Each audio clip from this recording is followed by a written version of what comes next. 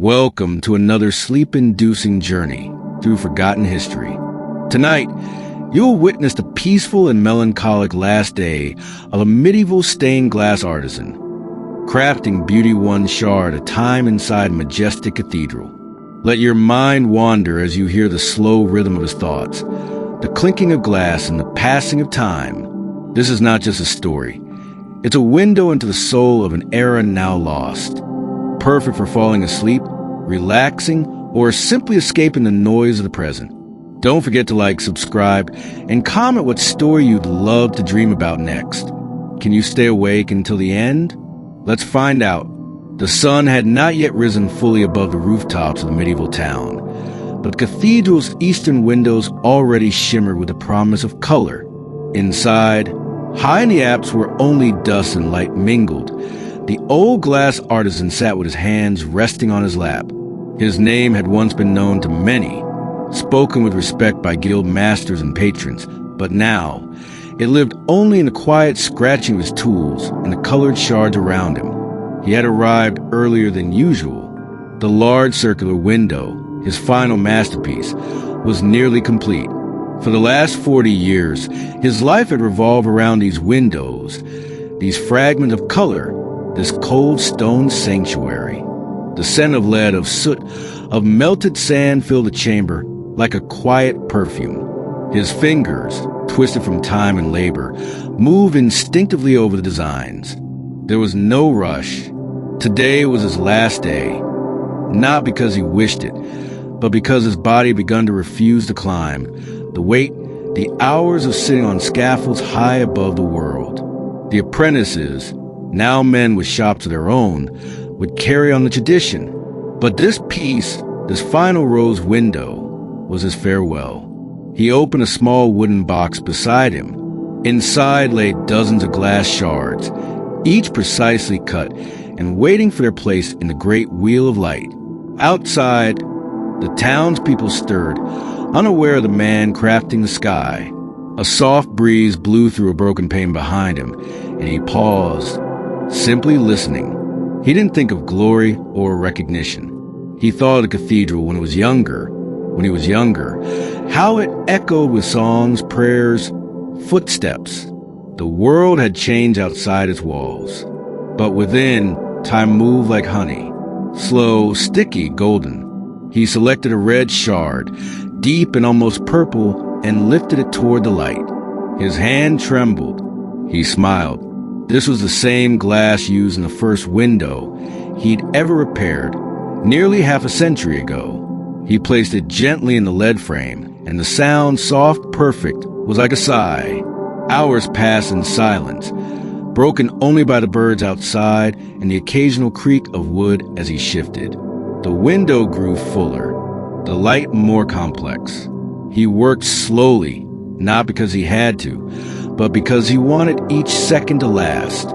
He was not afraid of the end. He had known, from the first time he touched molten sand, that all things were made to fade. The beauty was not in the lasting, but in the making. As the afternoon sun began to warm the room, he reached into the box for another piece. The cathedral watched, and the artisan kept shaping the light.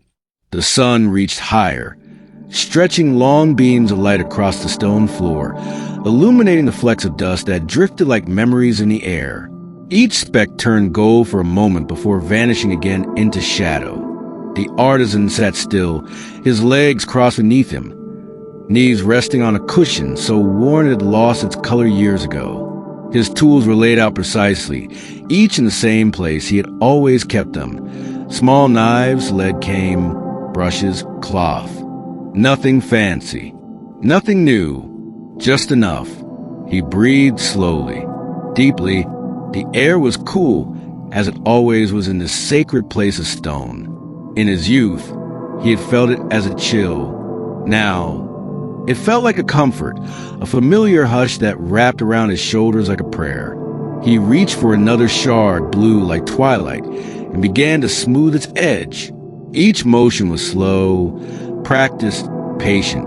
He was not in a hurry. Behind him, the echoes of the nave whispered faintly. Footsteps far below. Someone lighting candles. The soft resonance of a hymn being rehearsed. None of it reached him fully. It was all a backdrop now, a faded chorus in the theater of his work. He had learned, over years, to tune it all out, to focus only on the light, the shape, the silence of glass becoming story. This particular window was a rose, but not the kind full of saints or kings. He had chosen to depict light itself, a great wheel of flame and sun, petals of color radiating from a golden center, a gift to the building, to the faith, to no one and everyone at once. No signatures, no initials hidden in the glass, just the art as he placed the blue piece into its leaded frame. He leaned back for a moment. His spine ached. His knees pulsed with dull pressure. His hands throbbed in a way he no longer noticed. This pain had become part of the process, as expected as the smell of the melted lead or the feel of cold glass under his fingertips. He looked at what he had made. The circle was nearly whole. A few more pieces. The central golden disc still unfinished. He had saved it for last, like a blessing not yet spoken. He took a sip from a small jug of water by his side, the clay rough against his lip. It was quiet again, the kind of quiet that held space. Not emptiness, but presence. The scaffolding creaked slightly as he shifted his weight. He reached for a yellow shard, translucent and warm. Holding up to the light, he saw the ripple in its surface, the imperfection that made it shimmer like flame. He smiled. No glass was perfect. That was the point. Slowly, carefully, he began to shape it. Time moved without notice. The hours slid past like the clouds outside, barely glimpsed through the incomplete panes. He worked steadily, reverently, like someone finishing a song they've been singing for decades. Below, the sound of bells began to rise. Not loud, not close, just the distant bells from the town center, marking the hour. He paused and listened. They had sounded every day of his life, and today they felt like a memory ringing in real time. He did not mark how many hours remained. He had only this day, this moment, this window, and the light kept changing. The golden shard slipped into place with a soft click, almost imperceptible beneath the soft echo of the wind brushing against the high arches. The artisan held his breath for a moment, fingers resting gently on the warm lead that framed the glass. This piece had completed the outer circle. Now, only the center remained, the heart of the rose, the final touch. He exhaled slowly, not out of relief, but reverence. This moment had been waiting for years. Not just this day, but every day that had brought him here. Each mistake, each triumph, every cut finger and melted lead joint, they had all led to the silent pause. He leaned forward. The light shifted to the almost finished window, painting soft halos across the scaffold, touching the folds of his robe with pinks, blues, and deep crimson. He paused his hands again, simply watching the colors settle on his skin. He looked like a mosaic himself, aged flesh and stained light, blending into the old wood beneath him. The piece for the center had already been chosen. It lay separately, wrapped in cloth and resting in a box lined with old linen. He reached for it slowly, almost ceremonially. The glass was white, not colorless, but glowing, like a pearl bathed in morning fog. It held a faint ripple, as if water had kissed it during its birth. He had made it himself, in secret, months ago. A final act of creation, one that no apprentice knew about. No commission, no plan, just feeling, just memory, unwrapping it. He cradled it in his palms like a relic. He thought of the first window he had ever seen as a child, in a tiny chapel hidden in the hills outside the town. It had glowed like fire. He hadn't known what it was then, just that it had made him feel something. Wonder, stillness, a desire to understand how light could be held. This final piece was for that moment, for that child. He checked the fit. The lead lines had been prepared carefully, bent with precision. Everything was ready, but he did not place it yet. Instead, he sat back once more and looked through the window. The town outside stretched quietly toward the hills, rooftops turning amber under the sinking sun. He could see the market closing, carts being pulled away, shutters being fastened. Somewhere a child laughed. Somewhere a dog barked. Life moved gently. He remained still. Minutes passed, perhaps hours. Time no longer mattered in this place. When he moved again, it was not sudden. He simply reached forward and placed the glass into its resting place. It slid in as if it had always belonged. There was no sound but the quiet brushing of skin on stone and lead. And then it was done. The rose was whole. He sat back and looked at it, not with pride, but with peace. It was not perfect. There were bubbles, waves, flaws in the coloring, but it glowed. It pulsed with soft warmth as the last rays of sunlight filtered through it. He did not cry. He did not speak. He simply rested his hands on his knees, closed his eyes for a moment, and listened to the silence, to the window breathing light, to the end of something beautiful. When he opened his eyes again, the cathedral had grown darker. The sun was no longer spilling across the floor in golden sheets. Instead, the light had become soft and diffused, with evening settling gently into every corner of the stone sanctuary. The stained glass now glowed from within like an ember catching breath, as if the day itself had lit a candle in its final hour. The artisan slowly gathered his tools, each one placed carefully back into the worn leather roll he had used since his apprenticeship. The edges were frayed and a few stitches had long since disappeared, but it held everything in its rightful place. With quiet ritual, he tied the strap around it and set it beside him. He sat for another moment longer, not to rest, but to absorb. The window he had just completed now stood behind him like a guardian, or perhaps a farewell. He felt its presence warm on his back, as if the light itself was offering thanks. The descent was slower than it had been in years past. The wooden ladder creaked under his weight, and his knees resisted every step. But he took his time. There was no need to hurry. The cathedral was empty of visitors. The monks had retired to their quarters. Even the sound of the town had begun to quiet, replaced by the hush that came only when the sky deepened and the world began unfolding on itself. As he reached the stone floor, he turned and looked up once more. From this angle, the rose window shimmered like a crown suspended above the altar. It cast patterns across the walls, subtle and soft, like water over old stone. It felt distant already, no longer something he was shaping, but something that had been left behind. He walked slowly through the nave. His footsteps echoed faintly, but the sound was swallowed quickly by the great space.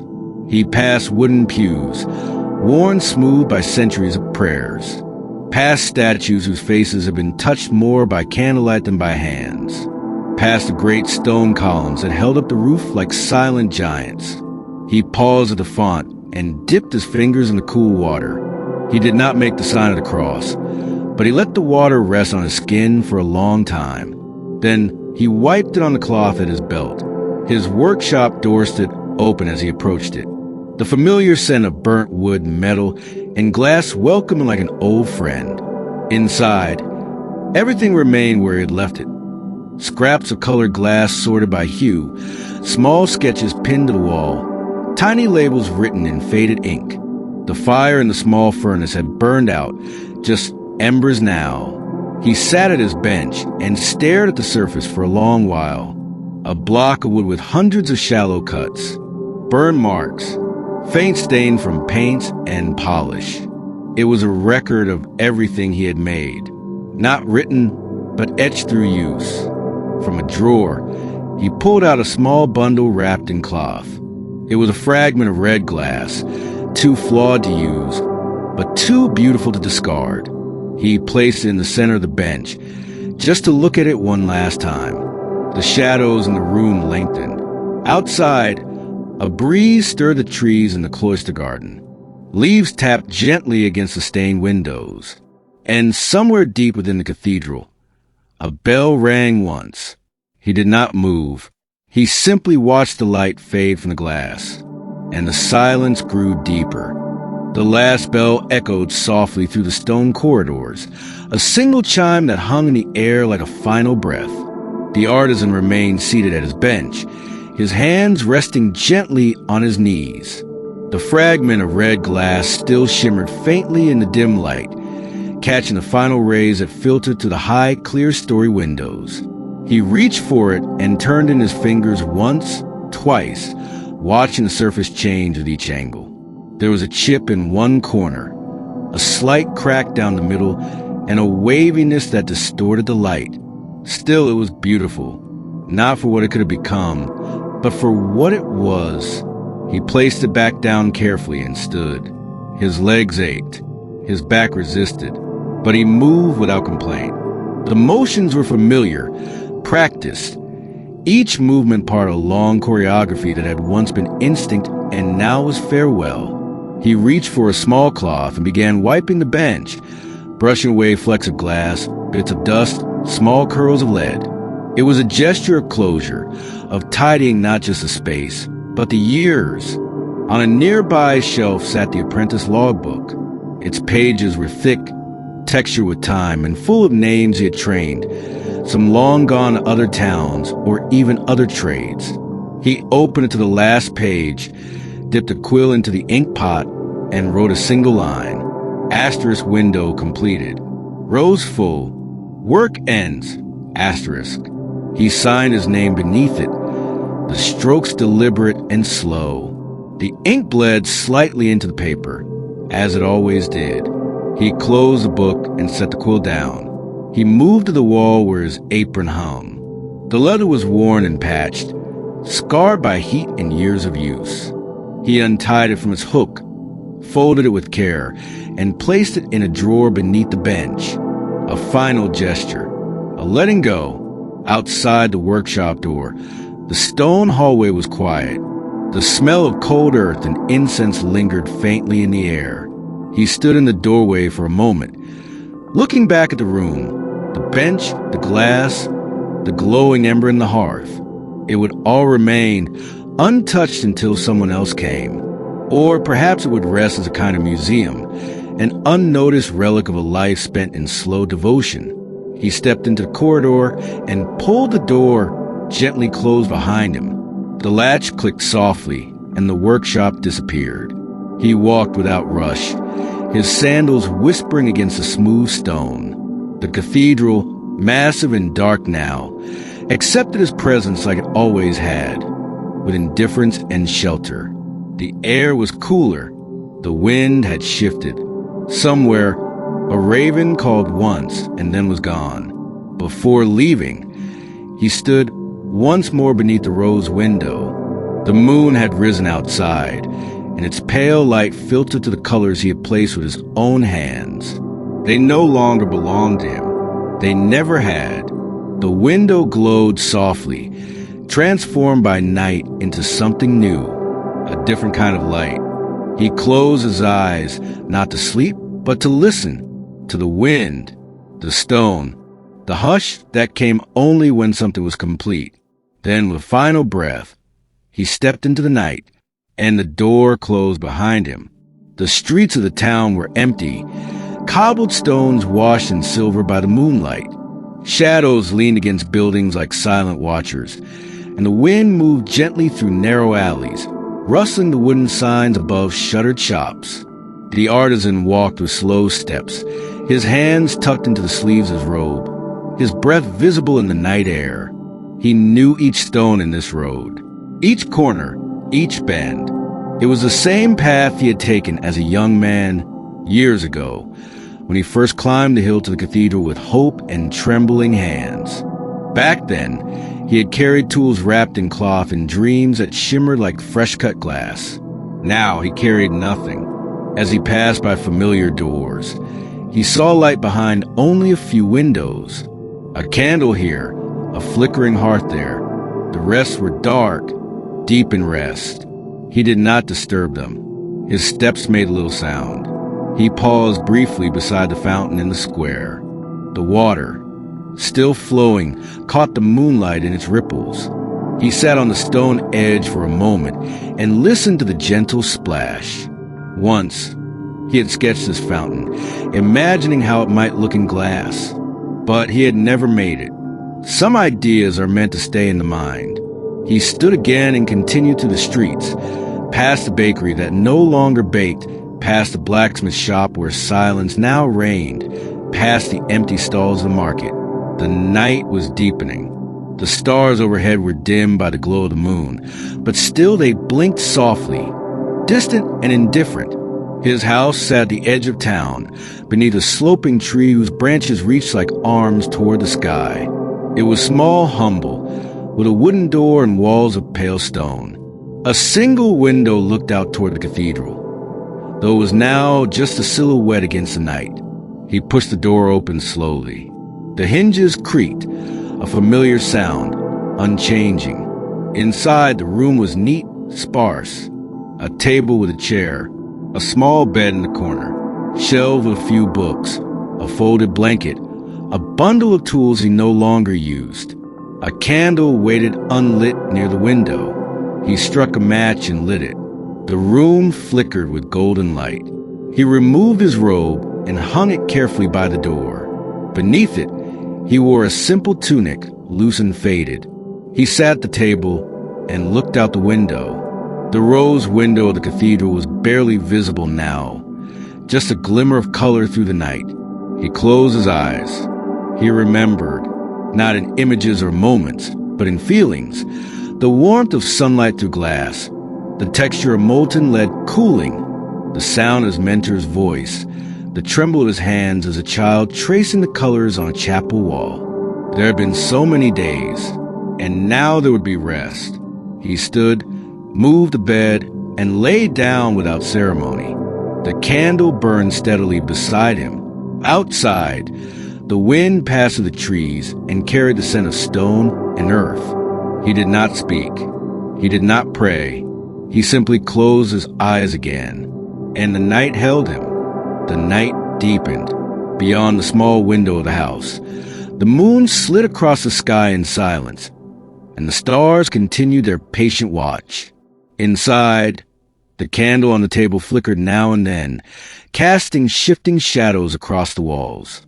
The artisan lay still, his breathing steady, his body relaxed into the linen of the bed. In the quiet, his thoughts drifted, not with urgency, but like leaves on a slow river. He thought of glass, not in color or design, but as a sensation.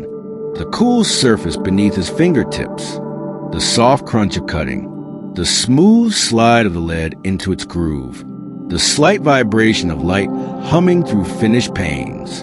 He remembered walking to the cathedral when it was empty, light pouring in through windows he had repaired decades earlier, the sound of his footsteps echoing against the stones, the way the colors danced across the floor like ghosts of flame.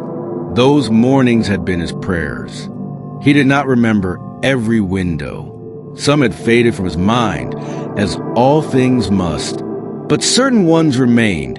A single blue panel in forgotten chapel, a golden petal above the bishop's chair, the narrow rose in the apse that caught sunset like a mirror. They had become part of the building, and the building part of him. His hands, though still now, carried every motion they had ever made.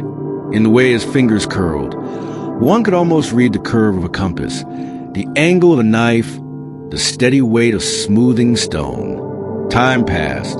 Outside, a dog barked once in the distance and was answered by another far off. The wind pressed softly against the door, but did not enter. The candle burned low, its wax melting slowly down the side of the brass holder. He did not stir. In his mind, he returned once more to the day he was chosen. The old master with ash in his beard, lifting a single shard glass toward the sun and asking, "What do you see?" And he, only a boy then, had answered, "I see light trying to speak." The old man had smiled. "Then you'll learn to listen." And he had.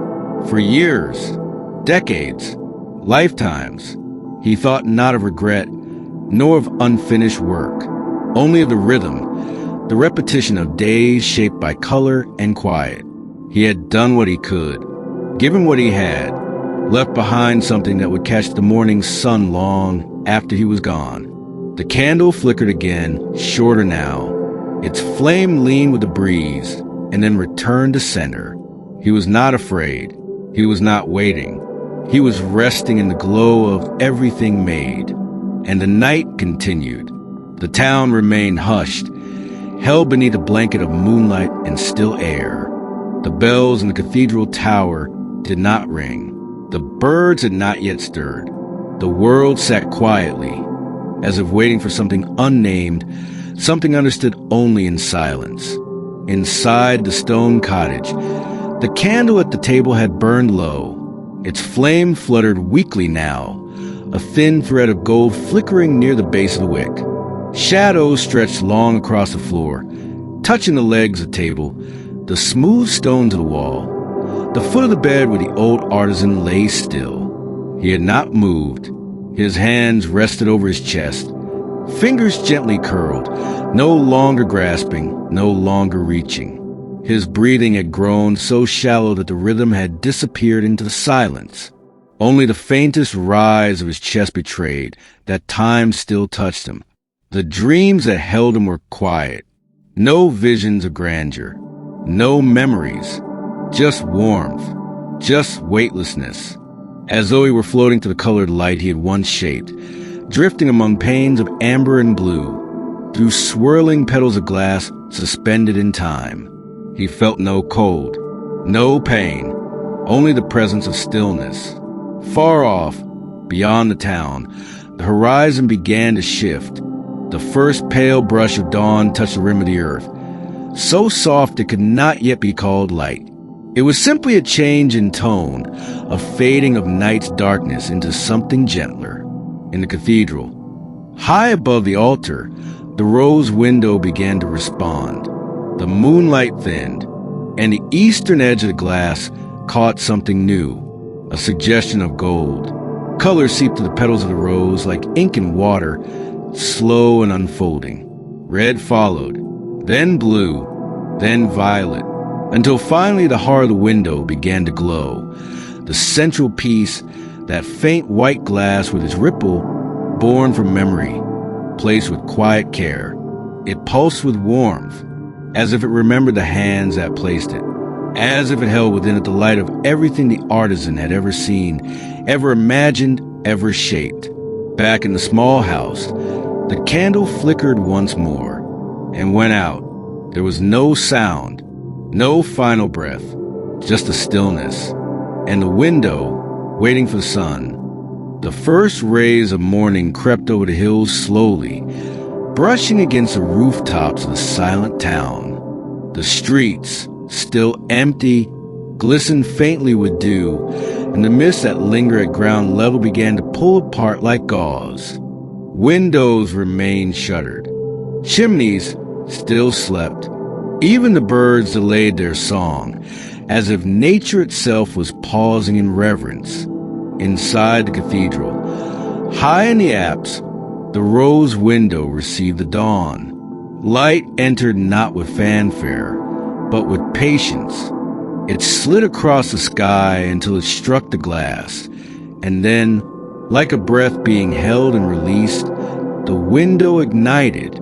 Color bloomed across the stone interior, not with violence, but with grace. Deep blue spilled down the columns. Red stretched across the floor in quiet ribbons. Gold washed over the altar, catching the curve of statues and the edge of carved pews. The pattern shifted gently as the sun climbed, expanding slowly across the nave. The entire space glowed, not with fire, but with memory. It was as though the building had awakened, not from slumber, but from stillness. The same stillness the artisan had carried in his bones during every quiet hour at work. The same silence that had followed him home. The same peace that now rested over his bed, where he lay in the final shadow before morning. There were no footsteps echoing in the cathedral, no congregation, no monks in procession, only the voice of light, speaking wordlessly through color and reflection.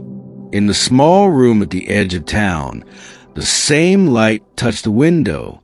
It moved across the floor, over the table, along the bench where the artisan once set his tools, and finally to the edge of the bed. It reached his feet first, casting a faint hue of rose across the blanket, then climbed softly over his chest, to his hands, to his face. There was no reaction, but there was presence. Outside, the first sound of the day began. A gate creaking open, a pot being set on a fire, a soft murmur from a waking voice. Life resumed. Time turned forward, and the light kept moving. In the cathedral, those who eventually entered did not speak. They looked at the rose window, radiant in full morning sun, and said nothing. Some sat in pews. Others stood at the back. But all of them, in some way, felt it, that this light had been placed by someone who had known how to listen, how to wait, how to leave beauty behind without asking for praise. And so they watched, and the colors moved across their faces, and the window continued to speak. Later that morning, a few monks gathered in the workshop, their sandals soft against the stone floor. They spoke in hushed tones, not out of sorrow, but out of respect. The space was unchanged, still carrying the scent of lead and soot and old wood. On the bench lay a fragment of red glass, untouched since the night before. Near it, the artisan's apron remained folded in the drawer, as though waiting for hands that would not return. One of the monks opened the apprentice logbook and saw the final entry. Window completed. Rose full. Work ends.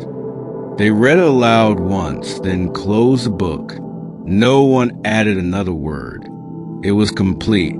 By midday, word had spread quietly through the town, not by proclamation, but by shared glance, by neighbor to neighbor. "He's gone," they said, or simply, "The glass master." No one wept loudly. No bells were rung. Yet in every home, in every shop with a view of the cathedral, people looked to the rose window and paused longer than usual.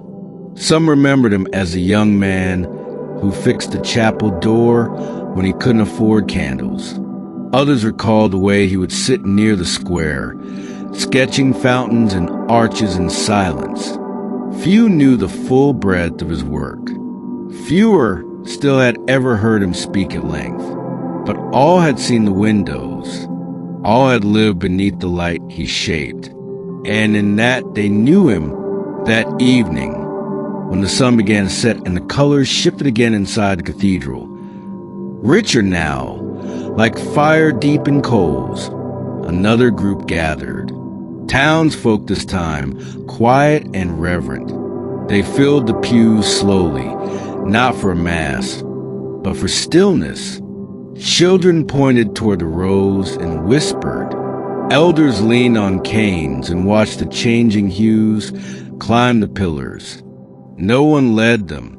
No words were spoken, but a rhythm was forming, a silent tradition in its first breath. They would come here, not to speak of the man, but to see what he had left behind, to sit in his light, to remember without needing stories or names. As the sun dropped below the horizon, and the last red beam passed through the center of the rose, one child turned to their mother and asked softly, "Who made the sky like that?" The mother didn't answer. Instead, she looked up, eyes filled with color, and let the window tell its story. In the days that followed, the townspeople continued to return to the cathedral at sunset. At first, it was only a handful, those who had known the artisan personally or had worked beside him long ago. They came and sat in silence, watching the rose window as it caught the sun and gave it back in color. But soon others joined. The baker came after closing his shop, flowers still dusting his sleeves. The seamstress brought her youngest child, who stared wide-eyed at the swirling blues and reds. A pair of elderly brothers sat together in the third pew each evening, speaking only in glances. Even the shepherds, returning from the hills, began to time their descent with the light. No one called it a vigil. No one announced it. It simply became a ritual born from quiet affection. They did not come to grieve, but to feel the warmth left behind. And each evening, the light returned, never the same, always familiar. On cloudy days it was gentler, diffused like a memory. On clear evenings, it shone with such brilliance that the walls glowed as though lit from within. And always at the center, the soft ripple of white glass shimmered like a secret. Children grew up knowing the window first, then the name of the one who made it, the man who worked with light. They would say, unable to fully explain what that meant, but they felt it, in the same way they felt the hush inside the cathedral, or the way the floor cooled beneath their bare feet, or the awe that rose in their chests when the color touched their skin. Years passed. An apprentice, once under the artisan's careful eye, returned and reopened the workshop. He did not claim his master's place, nor seek to replicate his style. He worked with his own hands and his own light, but kept one corner of the room untouched, a place of respect, of memory. He kept the law book. He taught others. The cathedral aged, but the rose window remained. Glass, unlike flesh, does not wither in the same way. It can fracture, it can fall, but it protected, it endures. And this one did. Each morning, it welcomed the sun. Each evening, it released it in color. Each night, it slept in silence, holding within it the last breath of craftsman who shaped time through light. And though his name faded slowly from the mouths of men, the beauty he left behind did not. It continued, and those who stood beneath it, even if they didn't know why, always looked up and felt the hush. Seasons turned. The ivy on the outer walls of cathedral thickened and fell. Thickened again. Snow gathered gently on the arches in winter, melting into cold rivulets that trickled past the foundation. Summer brought warm air scented with lavender from the nearby fields, and inside the nave, the air would shimmer slightly in the heat. Yet through all this, the rose window stood unchanged. Pilgrims began to arrive, not in great numbers, but steadily. Word had spread of the window, not as a relic or miracle, but as a comfort, a place where light moved with reverence. They came not to pray, necessarily, but to sit, to rest, to feel. They rarely asked who had made it. Some believed it had always been there. Others spoke of a nameless monk, a gifted saint, a group of unknown masters. The truth had become a story, softened by time, and that was enough. In the village, children played near the stone fountain in the square. They traced circles with chalk on the cobbles, mimicking the design of the window, without even realizing it. They grew up with its image burned into their imagination, as if light itself had drawn it into their mind from birth. In the workshop, now kept by apprentices of apprentices, glass was still shaped, carefully, respectfully, Sometimes the artisans would sit by the old bench, hands resting on its edge, and wonder how it had felt to place the final piece. They did not speak of it often, but they felt its presence, as one might feel the echo of a bell long after the chime has faded. No great monuments were raised in the artisan's name. No statue stood in his likeness. No songs were written. But each morning, as the sun returned and bled through the cathedral's rows, his work began again, not as something remembered, but as something still living. Some days, when the light struck just right, a visitor might pause and look longer than expected. They might tilt their head, squint into the patterns, and say quietly to themselves, "This feels like a hand is still touching it." And they would not be wrong, because some hands, once moved by love and time, never truly let go. They remain in the glow, in the quiet, in the color that returns each day to say, "I was here." Over the centuries, the cathedral weathered storms and wars, yet the rose window endured. Its glass panes held firm against wind and rain, soot and shadow. Each generation that passed under its light left faint traces. Names carved into pews, pressed flowers tucked into journals, whispered prayers offered in hope. The artisans who followed kept the window clean, replacing broken pieces with care, matching colors and textures so precisely that the flaws remained almost invisible. And each time the sun rose, it found the rose waiting radiant, unchanged.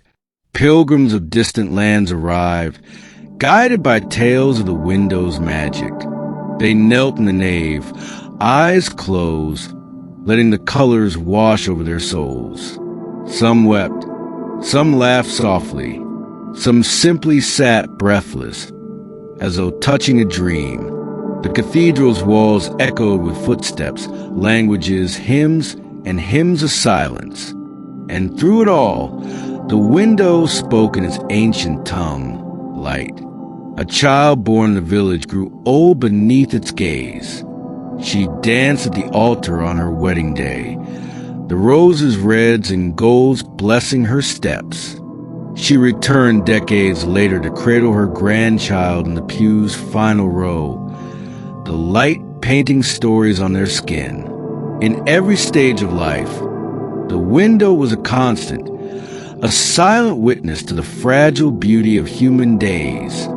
And in the quiet room at the edge of town, the bench still held that fragment of red glass. It rested in a glass case, a relic of one man's devotion. Visitors peered at it through velvet ropes, read his final logbook entry, and wondered at the power time shaped in color. Some left offerings, coins, flowers, prayers inscribed on parchment. Others simply stood, carried by a hush that seemed born of the glass itself. Generations passed. The world changed in ways unimaginable to the old artisan. New kingdoms rose and fell. New faiths took root. New arts emerged. Yet the rose window remained. It did not belong to any era. It belonged to the light. And as long as the sun still rose, it would continue to speak. In time's passing, the cathedral stone began to darken with age, its mortar weary from season's fury. Yet each generation that felt the weight of its arches also sensed a need to preserve its light. A council of elders, scholars, and craftsmen gathered beneath the rose window one autumn morning. Inked parchment spread across a long oak table. They spoke of repairs and reinforcements, of replacing fractured lead cane, of cleaning centuries of soot, of ensuring the window's survival for centuries to come. Master glaziers from distant cities arrived, their tools gleaming new beside the old bench. They studied the glass with reverence, matching hues and textures by candlelight. They learned of the artisan's methods, his secret furnace mix, the gentle cooling he'd favored, the hidden strokes he used on each piece. And when they worked, their hands moved as though guided by echoes of his own. Under scaffolding draped in cloths to catch dust, the rose window was lowered in sections. Each panel traveled through the village streets, carried on wagons lined with straw and cloth. Children ran alongside, cheering softly, waving pennants of blue and gold. Elders wept quietly, remembering the man who first shaped those shards. Monks chanted blessings as the glass passed beneath the cloister's stone arch. In a courtyard beside the church, artisan apprentices set up temporary workshops. They cleaned each piece with distilled water and soft brushes, painstakingly removing layers of age and time. Cracks too deep were carefully filled. Missing bits were recut from salvaged antique glass. And when complete, the window was guided back into place, panel by panel, until a full circle of color once again stood whole above the nave. On the day of the rededication, villagers and visitors filled the pews. The sun broke through a clear sky and struck the rose for the first time in its renewed state. A hush fell. Light poured through like water, pure, brilliant, alive. It flooded the cathedral in waves of color that danced across faces and stone alike. Tears glistened in many eyes as the community witnessed the window's rebirth. They remembered not only the glass, but the life it honored, the quiet devotion of one man who listened to light and shaped beauty from fragility. And as the colors settled into the still air, a single child stood beneath the rose and asked again, "Who made the sky like that?" No answer was given, but everyone there knew. Centuries later, long after the original craftsman had faded into memory, the cathedral still stood. Its stones bore witness to empires risen and fallen, to wars that had scarred a land, and a piece that had stitched it back together. The rose window remained untouched by ideology or power, an eternal testament to the unity of craft and light. Scholars visited from distant universities, documenting the glass's composition, photographing its patterns, and decoding the artisan's subtle techniques. They published treatises titled The Silent Master Light and Chromatic Hymns of the Gothic Age. Their word spread, but the window itself spoke more eloquently than any manuscript. On a brisk morning, a group of travelers arrived.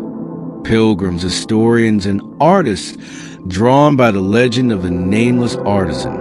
They passed beneath the portal, their footsteps echoing like questions against the vaulted ceiling. And there, as the sun rose behind them, they witnessed the rose bloom once more in color. Their cameras clicked, hands whispered prayers, brushes danced across sketchbooks. Yet none could capture its true essence, because the window was not merely glass and lead. It was presence. It was memory. It was the echo of a man's breath, a child's wonder, a community's silent vigil. As the travelers departed, they left behind small gifts, sketches, poems, carved symbols of light. A mosaic in the cloister courtyard, created by local artists, depicted a hand placing a final shard into a glowing circle. A tapestry in the chapter hall wove threads of ruby and sapphire to mimic the rose's petals.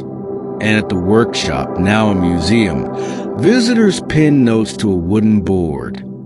Promises to return, thanks to the beauty given, vows to keep the silent alive. And still, every dawn and dusk, the rose window lived its quiet ritual. Light entered, color emerged, shadows danced, and those who looked up felt the hush of centuries whisper in their veins. No name was necessary. The glass had become immortal, and through it, the artisan's touch endured, forever shaping time with light. In every era, the rose window offers light without discrimination. During plagues, people gathered in the deserted nave to find solace in its colors. In times of conflict, soldiers on leave slipped inside to rest beneath its petals. During harvest festivals, townsfolk assembled under its glow, weaving garlands of wheat and wildflowers in its honor. The workshop turned museum stood as a quiet testament.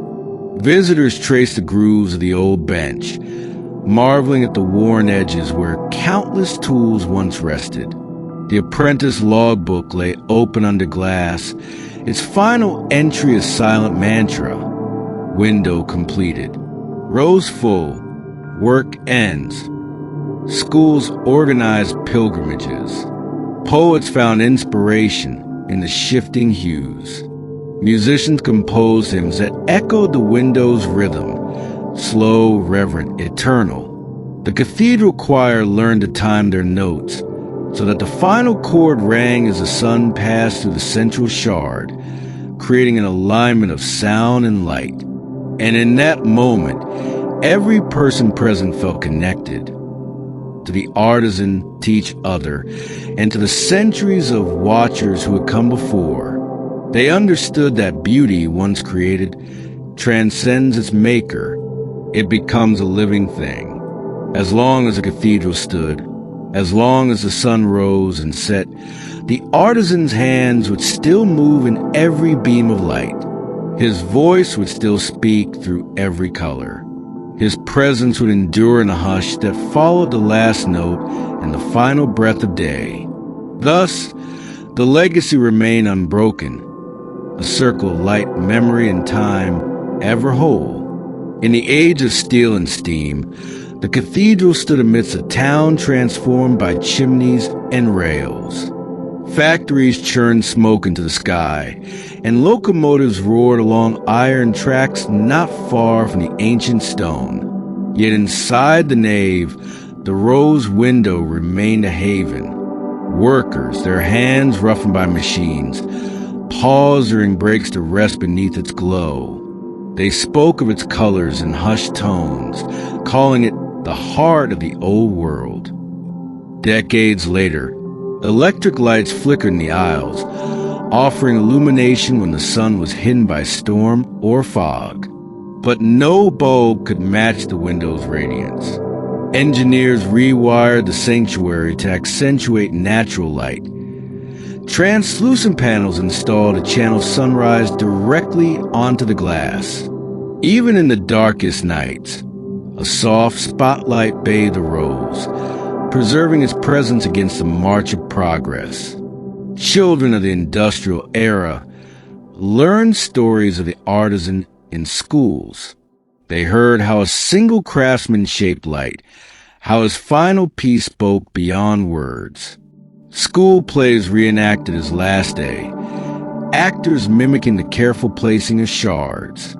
And every performance ended with silence, 1 minute hush, to honor the moment the window breathed with dawn.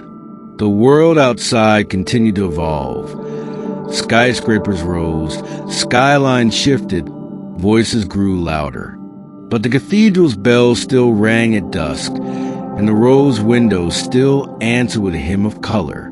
Pilots flying overhead would look down on the town and see the cathedral's silhouette, its glowing circle a beacon of continuity in a sea of change. Time flowed onward, as relentless as ever. Yet within those stained glass petals, the artisan's hand remained unbroken, guiding each beam, each hue, each silent farewell that became promise. Explorers and travelers arrived by sea, their ships laden with trade goods and tales of distant lands. Among their cargo were sketches and fragments, pieces of colored glass from far-off cathedrals and temples, each a tribute to the craft they found glorious. They brought them to the master glaziers in the old village workshop, hoping to learn the secret of the rose window's light. The apprentices gathered these fragments, laying them beside the original shards preserved under glass. They examined textures, compared hues, and traced the ripple of each pane. Yet none could replicate the exact shimmer. They realized the artisan's work was more than material. It was devotion, a shaping of time itself. Caravans from foreign kingdoms stopped in the town, and their ambassadors visited the cathedral. They marveled at how a single window could carry such power, uniting strangers in awe, inspiring artists across continents. They spoke of commissioning similar works, but all returned home with only drawings and stories. The rose window's essence remained bound to its place, a unique symphony of silent light. Centuries later, ocean liners carried tourists to the town, and their postcards spread worldwide. Each featured a rose window glowing in dawn's light, an icon of human perseverance and beauty. Photographers capture it in every season, framed by autumn leaves, dusted with snow, set against stormy skies. Yet the window was never the same in any two photographs, because its story was alive, written anew with each sunrise. Institutions emerged to study it. Universities offer courses on living light and Gothic architecture, and museums displayed replicas never quite matching the original's breath. Pilgrims, scholars, and dreamers traveled, all drawn by stories of the man who listened to light. And in every generation, in every corner of the world, when someone encountered those stories, through art, through song, through whispered legend, they felt the hush that only true beauty commands. For the rose window was not merely glass. It was a promise that even as ages turn and oceans part, light remains. In the age of screens and circuits, the cathedral found new guardians. Digital archivists scanned the rose window at microscopic resolution. Every fissure, every bubble, every ripple captured in data. Virtual reality experiences reconstructed the window in living rooms around the world, allowing viewers to walk beneath its glow without leaving home. Yet despite pixel-perfect detail, many returned to the town itself, yearning for the warmth of real sun through living glass. Social media influencers shared time-lapse videos of the window's colors shifting with the seasons. Hashtags trended, hashtag Eternal Rose, hashtag Light Lives On. Crowdfunding campaigns raised funds for preservation. Donations poured in from continents away. But for all the likes and shares, the true magic remained with those who stood in silence, letting the glass speak. Museums exhibit fragments from other eras alongside interactive displays of the rose. Visitors press the button to change the light, from dawn to dusk, summer to winter, and watch the window respond. Some left with souvenirs, others left with questions in their hearts. What is the difference between light on glass and glass and light? Who holds the story, the maker, the medium, or the moment? In classrooms, teachers use a window to explain history, art, and even physics, refraction, diffusion, resonance. Students sketched it with stylus and pen, wrote essays, and built models. Yet every project concluded the same. The rose window was more than theory. It was experience, a bridge between past and present, matter and memory, craft and conscience.